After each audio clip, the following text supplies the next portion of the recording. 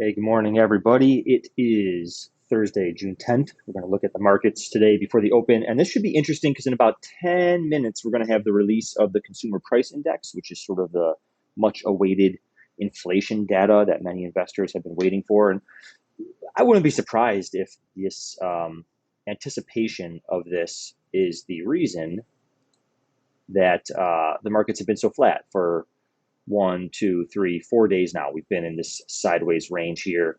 This is basically the volume profile just representing the range that we've been in. And let me just pull it out to extend to the overnight as well.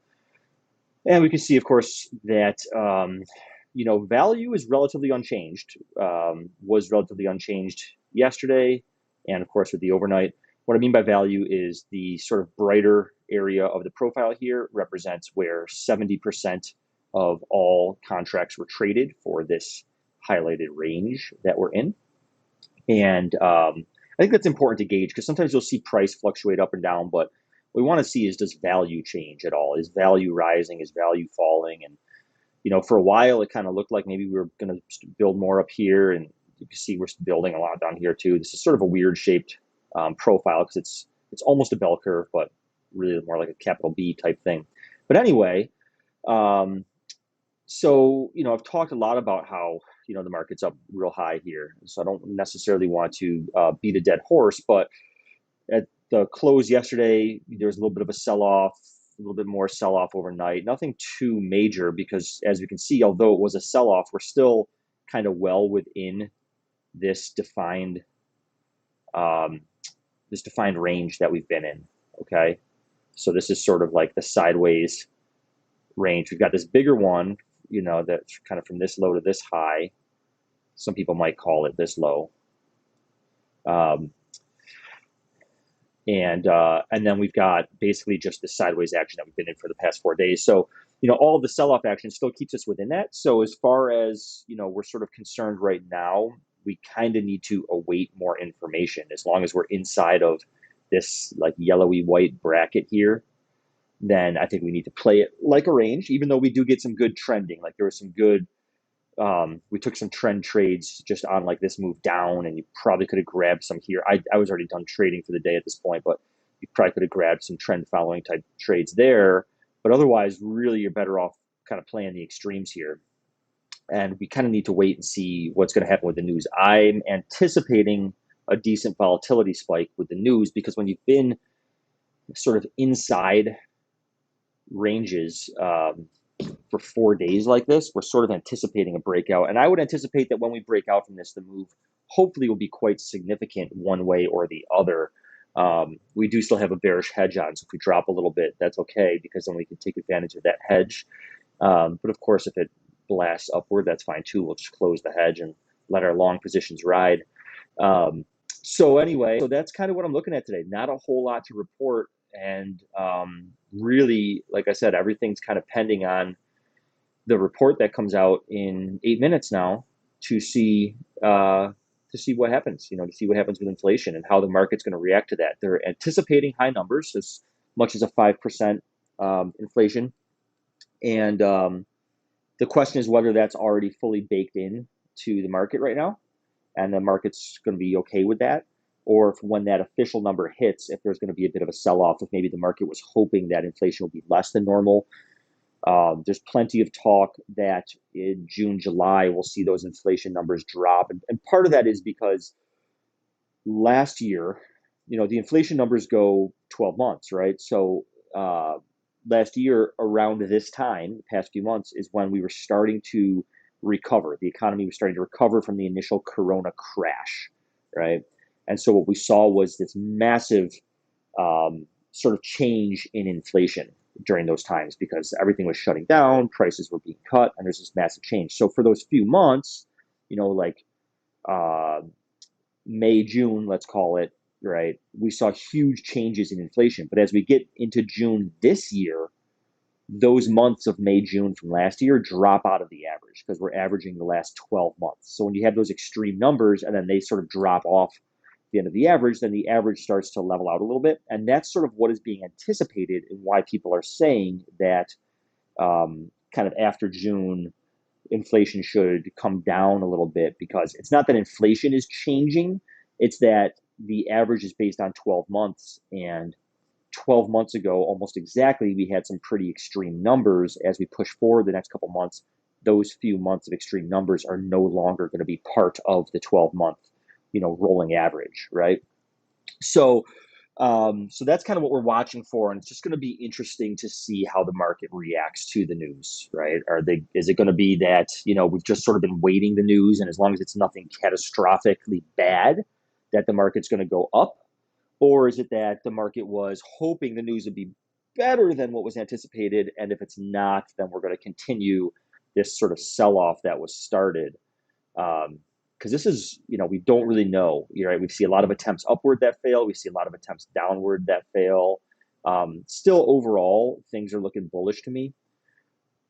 As we zoom out, again, we were kind of consolidating here, and then you can see we're building value now up above this consolidation, which, as we build value in the upper end of a range, I mean, really, like, this is all a range ultimately.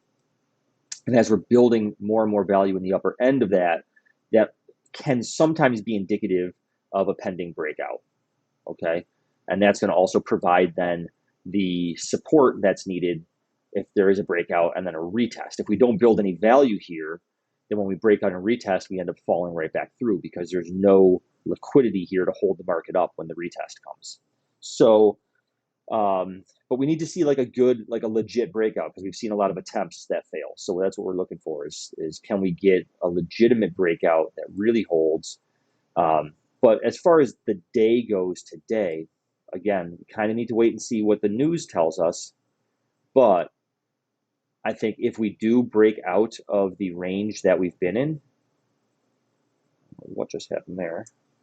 If we do break out of the range that we've been in, then I think we're going to have a trending day that should hopefully be a pretty strong trending day. So again, you can see that there is quite a bit of volume building on the upper end of this range, and down the lower end, not so much. So we'll just kind of see what happens. The overall point of control, has been acting as support for the past almost 2 weeks here, since about May 23rd or so, which that was my birthday. May 24th, May 25th, I guess we could say, it's been support, and then this upper previous high from April 28th has also been support for the top end of this tiny range we've been in the past 4 days. So that's what we're looking at for right now. Again, lots of drawings on this chart. I do apologize, but it's sort of tracking a lot of different movement at the moment. Let's get rid of some of this stuff just so we can see a little bit more clearly. I'll show you another little thing that I like to do just to help map out like key levels for the day, right? So let's go to like a 15-minute chart. A lot of these levels I'm going to get rid of. I think they've been sort of adequately dealt with, and we need to draw fresh levels if we want to be accurate. So one easy way to start to draw some levels is I like to go in, use my session volume. I like the session volume HD. Probably just added that on there a second time, but that's okay. And what we'll do, like right off the bat, is so this is of course today, but what we're going to do is we're going to draw some levels in. We're going to mark off yesterday's point of control. Okay, we're going to make all these levels kind of the same color. Let's do them purple. Make it a little bit brighter. We'll do yesterday's point of control. We're going to do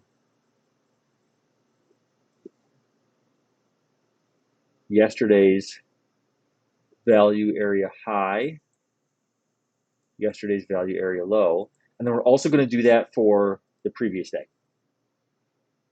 And sometimes these levels line up quite a bit. There we go, point of control, value area high, which looks like right about, we already had a line there, I think, and there. And this gives us some decent levels to kind of look at today. So, I think right kind of out of the gate, I think as long as we're opening well outside of yesterday's value, right? This is yesterday's value area, and we dropped below it at the end of the day, and we're holding below it and building value down below. So I think right now my bias would be for a trending day to the downside. But I think if we come back up into yesterday's value, right, into like this kind of area right here, if we come back up into this, then I think it's easy that we could, we might stop at some of these levels along the way, but we could blow right through ultimately and test the upper end of these ranges. So that's kind of what I'm watching. So right now, again, we've got this, you know, sort of like yesterday's value area high that we want to be aware of. Oops, let me get rid of that little line there. Do that all the time with this little drawing tool. And I don't like that I have two lines here. It's confusing me. There's this. Oh, this is just the current price level, I think. Last price level. Okay, that's fine. So we'll put that right back on there. So actually right now we're basically right up underneath yesterday's, or the value area low from 2 days ago. So I often find that you can go back 2 days, mark off those levels. You can, of course, mark off the daily highs and lows. Often as we get into intraday, oh, here we go. Look at that. So there's your news report. See the volume, the volatility spike on the news report. So let's just see how this plays out a little bit. We'll keep this video running and just watch this. Let's go down to a 5-minute. Let's see how this plays out. So we're under point of control. We're under yesterday's, or the value area low from 2 days ago. And we just want to see, are we going to hold here and stay within this range, right? This bottom of our sort of channel that we've been in? Or are we going to start to drop below, And this purple and white line here, these are some of our previous price ranges that we were in. Whoops, I want that one, I want this one. From the 8-hour.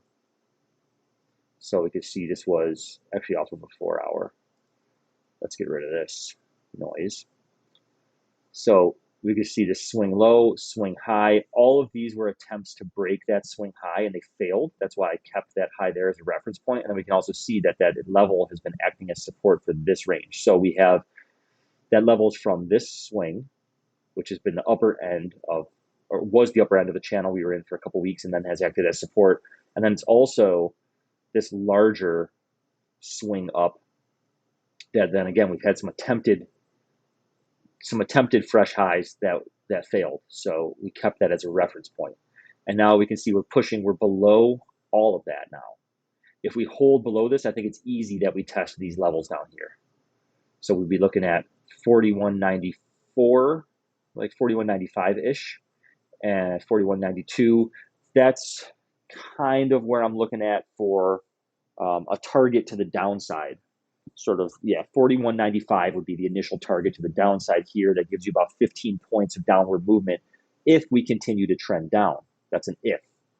Again, now we're coming back up into this range and above these levels. So if we stay above this like 42.10 to 42.12 area, even like 42.14, 15, if we stay above that kind of stuff, then, I think, honestly, I'd actually be looking for probably us to test the other side of this range, the upper end of this range around 42.30, and maybe go through it, because I think hopefully this is just the news the market has been waiting on for the past 4 days. And if we make an attempt to the downside and fail, then I think we're going up. If we make the attempt to the downside and hold, then, I think we go test some of those lower levels. I don't think we're going into an instant bear market, but I think, we get at least another pullback, let the market digest all this inflation news a little bit. And, I think based on all the economic factors that I've, been reading, I think the bull market still has some legs in it, but who knows? We might just chop sideways a little bit more first. Only time will tell. So right now, again, this is limbo. This is like sit on your hands, because we're right in a level that is like maybe not. I don't know if we want to be involved. We could come back up and retest some of these higher volume areas from this consolidation. Or like I said, we're coming down, we test these lows here. We could even come down and test these lows here, down around the 4,100 level. It's very possible. We've got a couple stops along the way. So we've got these ones that we just talked about, 41.95. Little stop along the way, possibly around 41.60 or so, maybe starting around 41.65 down to, 41.50. with sort of our key level at 41.55. So that would be next stop if we blow through the 41.95 level. That may not happen today. That would be a big move for one day. And so far, the market reaction to the inflation numbers has not been very extreme.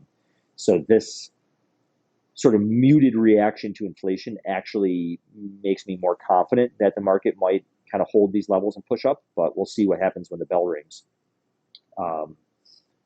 And then again, if we continue to come down past that 41.55 level, we're looking at close to 4100. So we're looking at 4105, 4195.